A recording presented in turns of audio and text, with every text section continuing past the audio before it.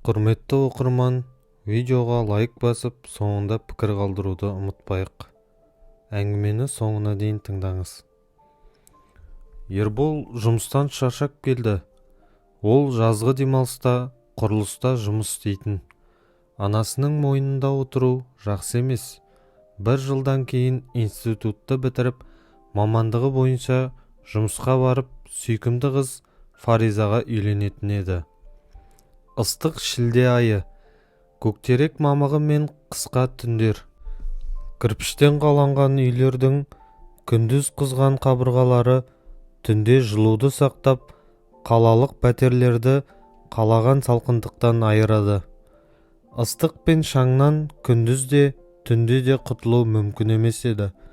Апа, демалыс күндері ауылға барып қайтайық. Демаламыз, мен балық аулауға барамын, деп армандап айтты Ербол, кешкі асты жеп отырып.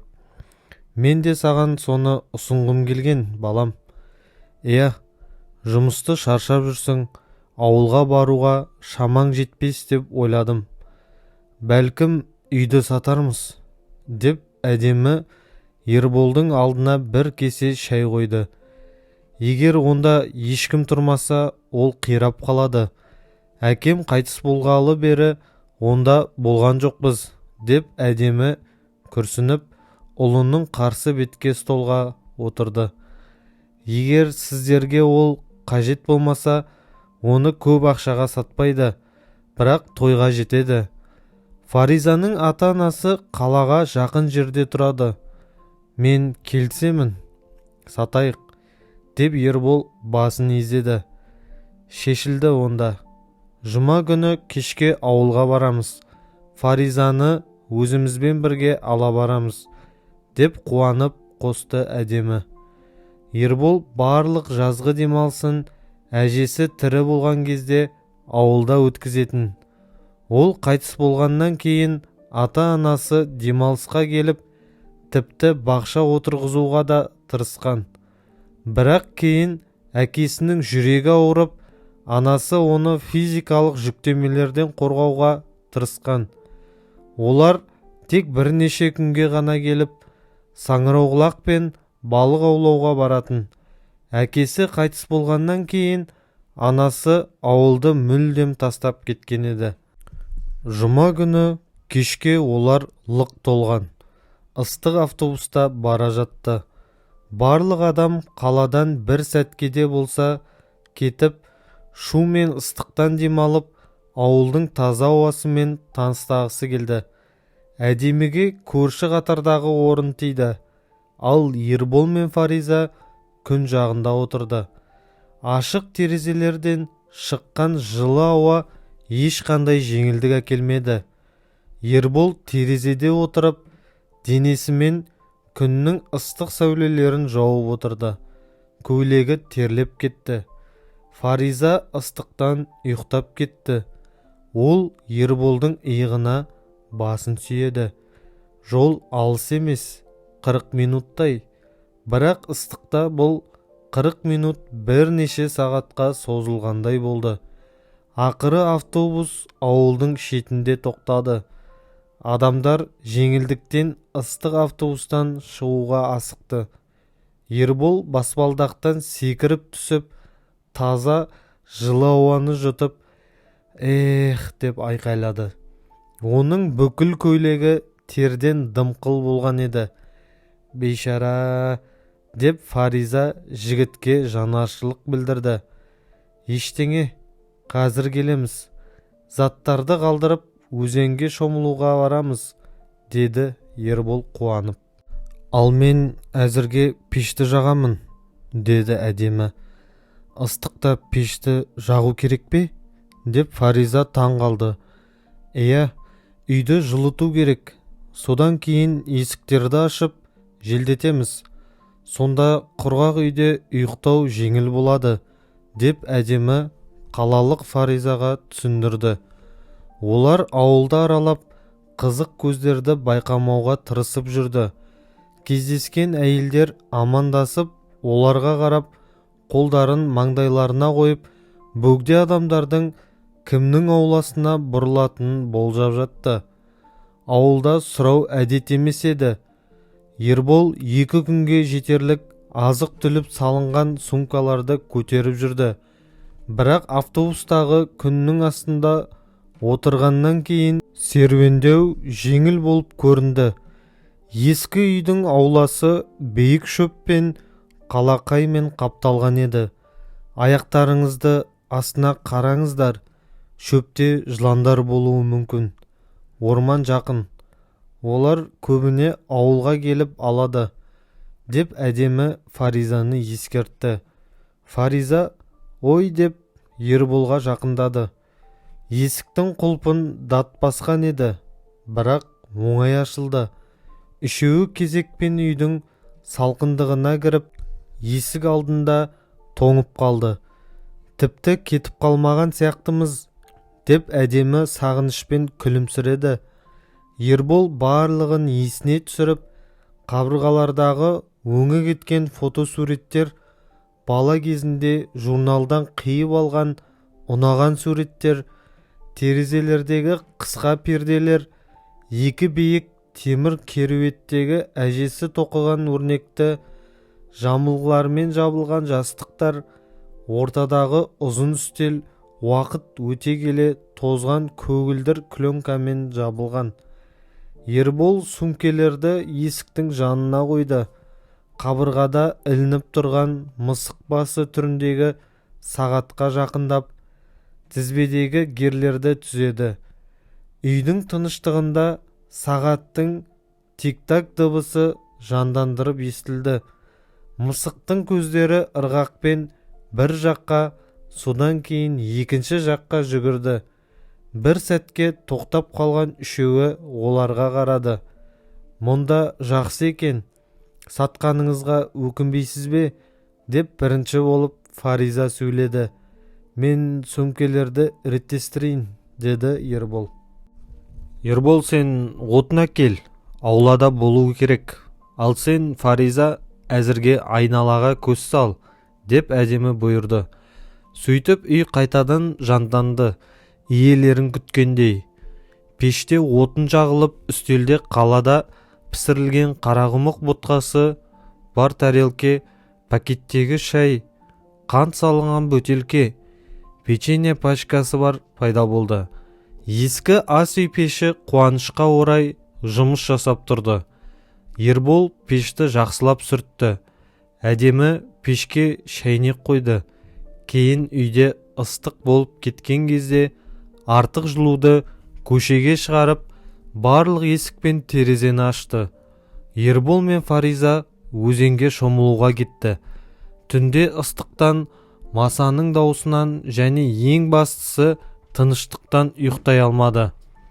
Үй қонақтарға қартайғанына және ұзақ айырылысқанына шағымданғандай сықырлады. Ертеңгісін Ербол аулаға шықты. Шөпте салқын шық жатты. Өзеннің үстінде қалың тұман қалыңдап, екінші жаға көрінбейтіндей еді. Жаңа күннің басталуын құстар әуендете қарсы алды.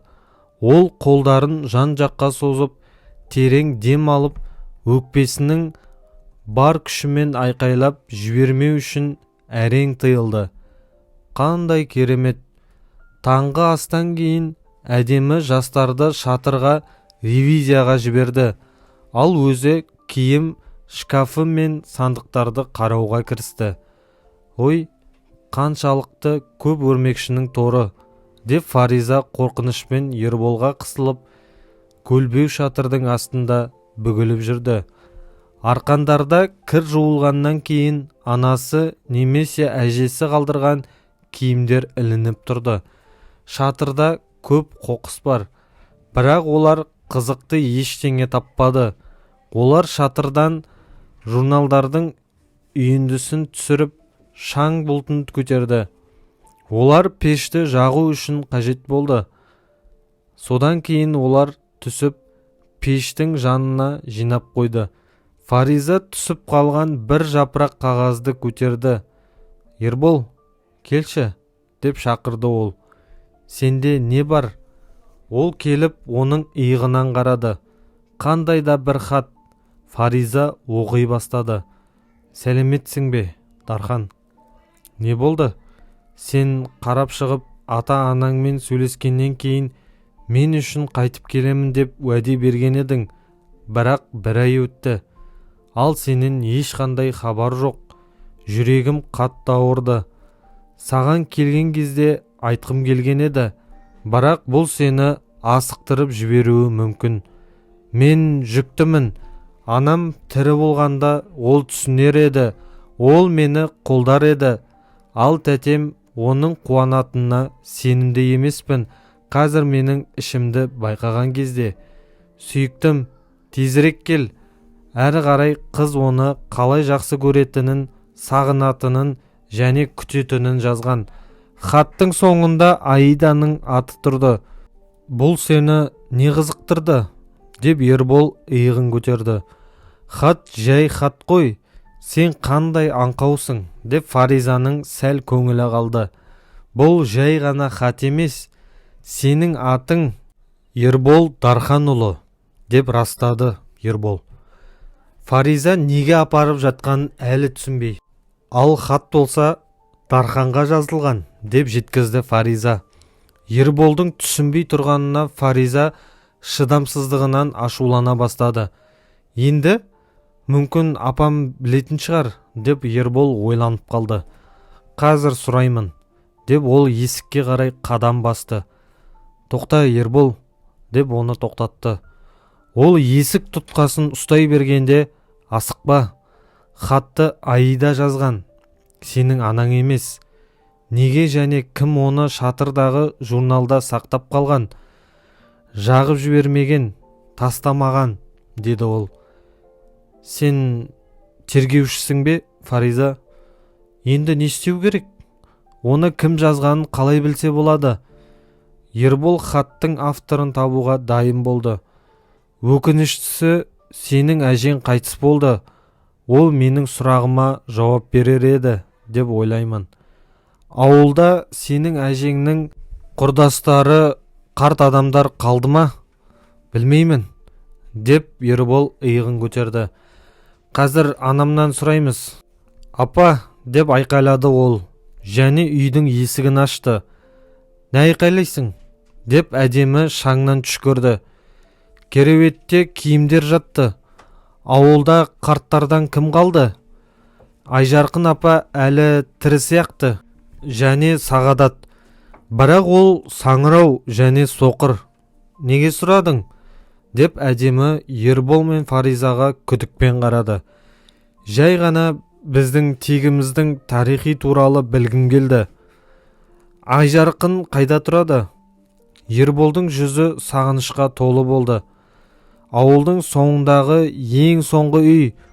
Ол сенің әжеңнің қандай да бір туысқанына болып келеді. Ол 90 жаста, тіпті одан да үлкен болуы керек. Ей, қайда барасың? Деп ол кетіп бара жатқан Ерболды тоқтатты. Ол жерде пешті жағу үшін журналдарды есіктің жанына жинап қойдық.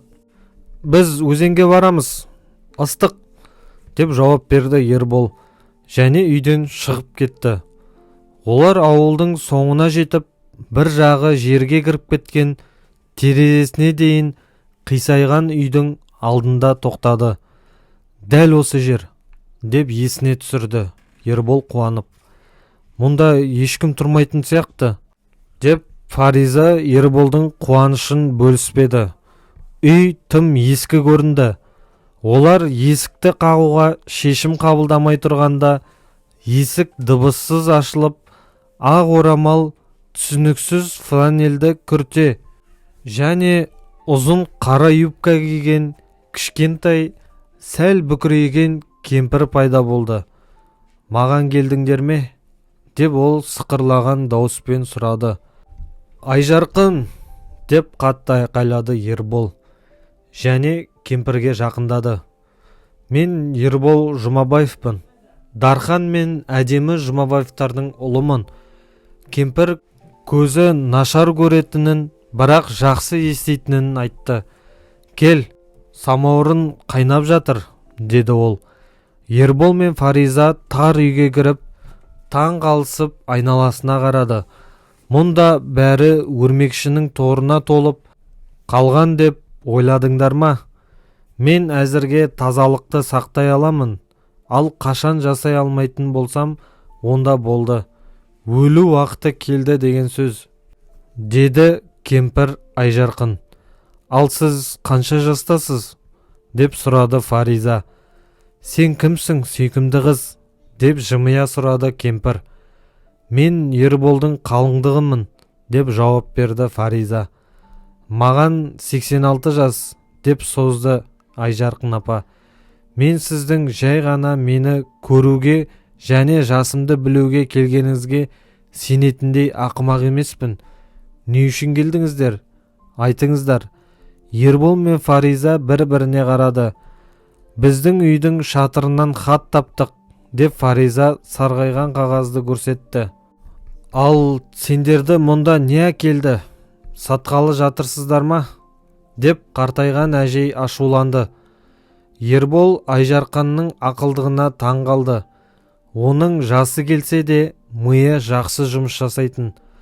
Фариза хатты оқып берді. Ақжарқынның көзі көрмесе де жақсы еститінін есте сақтады. Ербол тыңдады және бұл жолы хаттың оның отбасымен байланысы бар екенін анық түсінді. Онда құпияны білуге деген құмарлық оянды. Айжарқын апа ернін жыбырлатып күрсінді. Әдемі келмеді ме? Демек, сендер хат туралы айтпадыңдар ма? Деп Айжарқын таңғажайып ақылдылық көрсетті. Фариза мен Ербол таңғалысына орай олардың үйдегідей сағат қатты уақытты есептеп жатты. Айжарқын апа біраз уақыт үндемей Ербол мен Фаризаның шыдамдылығын сынады. Содан кейін күрсініп әңгімесін бастады. Әдемі қыз кезінде әдемі еді. Жігіттер оның соңынан үйір-үйір болып жүгіретін. Анасы қатты уайымдайтын. Біреуі жүкті қылып қоймасын деп. Бірақ ол тек сенің әкеңді жақсы көретін. Ол армияға кетті, ал ол күтті.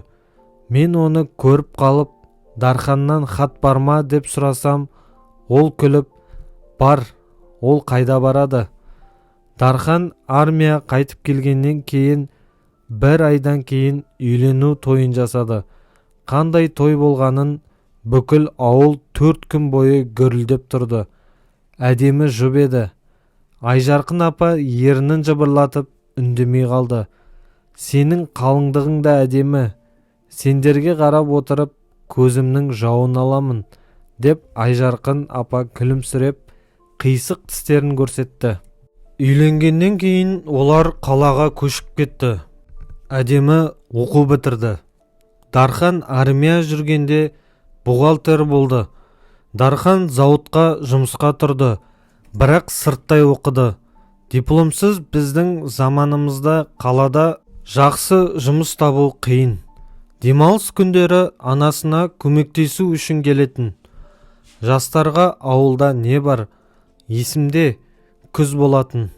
Анасы терезеден қарап отырып, тоқып отырған және Дарханды әйелімен үйге демалысқа күтіп отырған. Көшеде іші үлкен жас әйелдің ауыр қадам басып келе жатқанын көреді. Иығы, сумкасы салбырап тұр. Маған айтқаныңдай, оны көргенде жүрегі ұсталған құс сияқты қатты соғып кетті. Дархан жоқ, дейді. Ол қалада, үйленген, әйелі бала күтіп жүр. Кет, менің барар жерім жоқ. Тәтем үйден қуып шықты, дейді ол. Бейшара. Ішін қолдарымен ұстап тұр. Жүзі бозарған, жаңбырдың тамшылары бетінен ағып жатыр.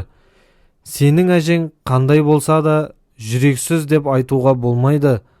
Ол қызға жаны ашыды. Әдемімен көріп қалмасын деп қорықты. Олардың қонақпен кездесуін қаламады. Сөйтіп, оны маған әкелді де, менің туысқанымның алыс туысқаны деп айтуымды сұрады. Қарасам, қыздың жүзі бозарған. ішін ұстап қиналады. Содан кейін айқайлап жіберді. Толғақ басталды. Оның телефоны бар еді, ал менде ол мүлдем болған емес. Бала қатты шыққысы келді. Босану тез өтті. Біз қызды қабылдадық. Қандай әдемі, көзді ала алмайсың. Ал мұнда жедел жәрдем де жетіп қалды. Аиданы, яғни оның аты солай болған, және жаңа туған нәрестені ауруханаға алып кетті. Біз бүкіл ауылға келіскеніміздей менің алыс туысқаным деп айттық. Оны одан кейін көрген жоқпыз. Ауруханадан кейін қайда кеткенін білмейміз. Мүмкін үйіне қайтқан шығар. Дархан келген кезде айттық. Ол бәрін мойындады. Әдемі оны күтеді деп үміттенбегенін айтты. Ол кезде 2 жыл қызмет ететін, мерзім аз емес. Ал ол жерде бір қызбен танысып, оған ғашық болып қалған. 3 қап уәде беріп, үйіне кетіп қалған. Ал әдеміні көргенде бәрін ұмытып кеткен, деп әжей қайтадан үндемей қалды. Үйдің тыныштығын тек сағаттың тик-так дыбысы бұзды. Әдемі осы күнге дейін ол басқа әйел туралы ештеңе білмейді. Ал ол кезде жаңа жылдан кейін сен туылдың, Ербол, деп Айжарқын апа үндемей қалды. Сондықтан да әкем маған, егер сүйсең басқа ештеңе іздеме деген, деп Ербол үнсіз айтты. Иә, жас кезіңде әкең көп іс тындырған, сондықтан да Құдай оны жазалады, өмірін ертерек алып кетті, деп Айжарқын күрсінді. Осылай бәрі, мен сіздерге айтқаным дұрыс жасадым ба білмеймін. Сіз оны жақсы көресіз бе? Деп Айжарқын Фаризаға ишара жасады. Жақсы көремін, өте жақсы, деп Ербол шынайы түрде мойындады. Ал хат, деп сұрады Фариза. Хат, деп Айжарқын таңдана оған қарады. Біз тапқан хат. Хат па? Деп Айжарқын ақыры есіне түсірді. Дарханның анасы сенің әжең алған және оқыған. Дарханға бермеген, өйткені ол әдеміге үйленген болатын. Не үшін оны жасырғанын білмеймін. Оны жағу керек еді, күнәдан аулақ болу үшін. Рахмет, Айжарқын әже. Біздің кетуіміз керек, деп Фариза үстелден тұрып Ерболға қарады. Иә, жүрейік. Біз ертең кетіп қаламыз. Егер сізге бірдеңе керек болса, айтыңыз. Мүмкін су әкелу керек шығар, немесе отын жару керек шығар. Мен жасаймын, деп Ербол да тұрды. Маған ештеңе қажет емес. Менің ғасырыма жетеді. Келгендеріңе қуаныштымын. Сені танымадым, кешір. Анаңа айт, ол да келіп қоштассын. Мүмкін басқа көрмейтін шығармыз. Біз бөтен емеспіз, жақында өлемін, деді Айжарқын. Сонда әкең Аидаға әділетсіздік жасаған болып шығады ма? Деп Фариза баяу жүрді. Бір нәрсе туралы ойланып, олар өзенге жақындады. Мүмкін ол бұрыннан тұрмысқа шығып, қазір жақсы өмір сүріп жатқан шығар, деп Ербол жеңілдікпен айтты. Фариза кенеттен тоқтады. Не болды? Ербол да тоқтады. Шомылып алайық. Анам мүмкін уайындап жүрген шығар. Біз көптен бері кетіп қалдық. Бірақ Фариза Ерболға бір түрлі бұрын көрмегендей қарады. Фариза, деп Ербол оған жақындап көзіне қарады. Әжейдің әңгімесі саған осындай әсер етті ме? Ал саған олай емес пе? Деп Фариза қарсылық білдірді. Иә, бірақ бұл бұрын болған. Әжейдің жасы 100-ге жақындап қалды. Ол ойлап тауып алатын шығар, деді Ербол. Фариза кенеттен естілмейтіндей, менің анамның аты Аида, деді. Не? Аида есімділер көп, деп Ербол түсінбей айтты. Тоқта, сен ойлап жүрген жоқсың ба? Жоқ, бұл қандай да бір ақымақтық, бұлай болуы мүмкін емес, деп Ербол басын шайқады. Фариза үндемеді. Яғни сен екеуміздің әкеміз бір, сен сол Аиданың қызымын деп ойлайсың ба? Біз сенімен ағалы қарындаспыз ба? Ойлама, бұл мүмкін емес. Ықтималдық теория бойынша біздің кездесуіміздің мүмкінділігі миллиардқа бірге тең. Бұл жай ғана мүмкін емес. Егер Аида ешқайда кетпеген болса, осында тұрса, біздің кездесуіміздің мүмкіндігі 400 мың бірге тең.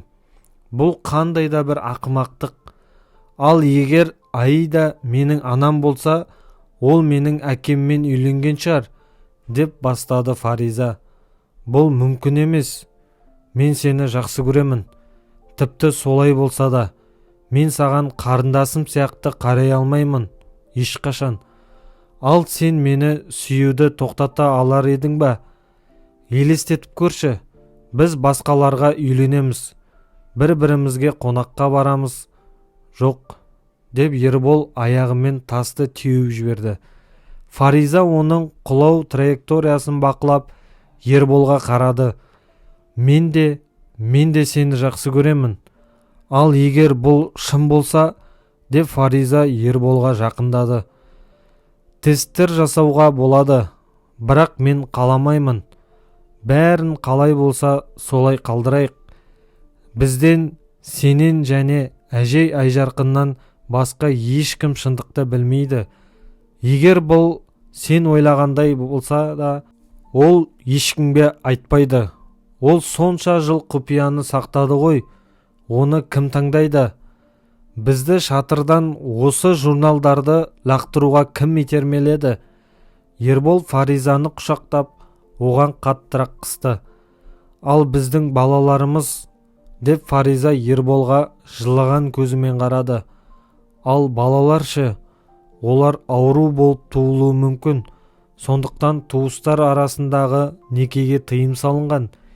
Ешкім ештеңеге тыйым салмайды.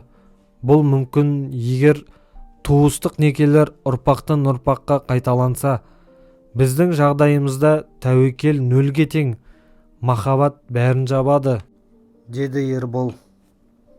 Ербол сенімді болуға тырысты.